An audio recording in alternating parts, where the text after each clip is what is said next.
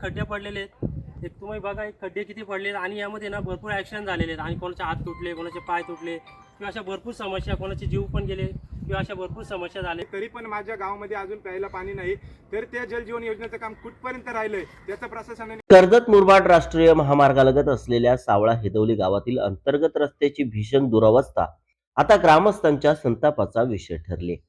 खड्ड्यात रस्ता की रस्त्यात खड्डा असा सवाल उपस्थित करत गावातील तरुणांनी रस्त्यावर उतरून आंदोलन छेडले असून लढा अधिक तीव्र करण्याचा इशारा दिलाय। गावातील मुख्य रस्ता मोठमोठ्या खड्ड्यांनी व्यापला असून पावसाचे पाणी साचल्याने वाहन चालक, शालेय विद्यार्थी, महिला आणि ज्येष्ठ नागरिकांना जीव धोक्यात घालून प्रवास करावा लागतोय। राष्ट्रीय महामार्गालगत असतानाही गावाचा संपर्क रस्ता दुर्लक्षित राहिल्याचा आरोप ग्रामस्थांनी केलाय। विशेष म्हणजे गणेशोत्सव अवघ्या काही दिवसांवर येऊन ठेपलाय। गावात गणरायाच्या आगमनासाठी भाविकांची वर्दळ वाढणार असताना गणेश भक्तांना याच खड्डेमय रस्त्यातून गणेश मूर्ती आणि पूजेचे साहित्य घेऊन जावे लागणार आहे। त्यामुळे सणाच्या पार्श्वभूमीवर तातडीने रस्ता दुरुस्त करण्याची मागणी नागरिकांनी केली आहे। याशिवाय जलजीवन मिशन योजना अद्याप अपूर्ण असल्याने अनेक भागांना नियमित पाणी पुरवठा होत नाही। वीज, पाणी आणि शैक्षणिक सुविधांसह इतर मूलभूत प्रश्नही कायम असल्याने ग्रामस्थांमध्ये तीव्र नाराजी आहे। तरुणांनी रस्त्यावर उतरून प्रशासनाचा निषेध करत तात्काळ काम सुरू करण्याची मागणी केली आहे।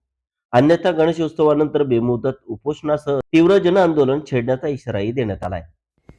माझं नाव सुनील धुले आहे आणि मी सावळे हेदवलीतील एक रहिवासी आहे।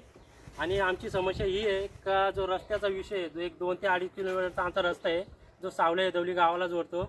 आणि आमच्या समस्या अशा आहेत की या रस्त्याला एवढे खड्डे पडलेले आहेत। एक तुम्ही बघा, एक खड्डे किती पडले आणि यामध्ये ना भरपूर ॲक्सिडेंट झालेले आहेत आणि कोणाचे हात तुटले, कोणाचे पाय तुटले किंवा अशा भरपूर समस्या, कोणाचे जीव पण गेले किंवा अशा भरपूर समस्या झालेल्या आहेत। आणि एक राहिला, जर इमर्जन्सी समजा कुठली गरोदर महिला असेल, ती वेळेअभावी हॉस्पिटलला तिला नेता येत नाही किंवा रस्त्याला डिलिव्हरी वगैरे अशा भरपूर गोष्टी झालेल्या आहेत। आणि जर राहिला एक मुद्दा, जर शाळेतील जी मुलं आहेत त्यांना येण्या जाण्याचा त्रास आहे।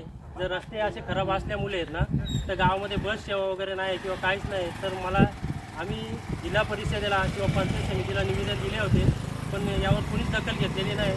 जर यामुळे जर तुम्ही लवकरात लवकर दखल जर घेतली नाही तर सावळे हेदवलीतील ग्रामस्थ, तसे तरुण वर्ग आहेत किंवा महिला वर्ग, आम्ही उपोषणाला बसणार आहोत। मी सावळे हेदवली गावातील एक रहिवासी आहे।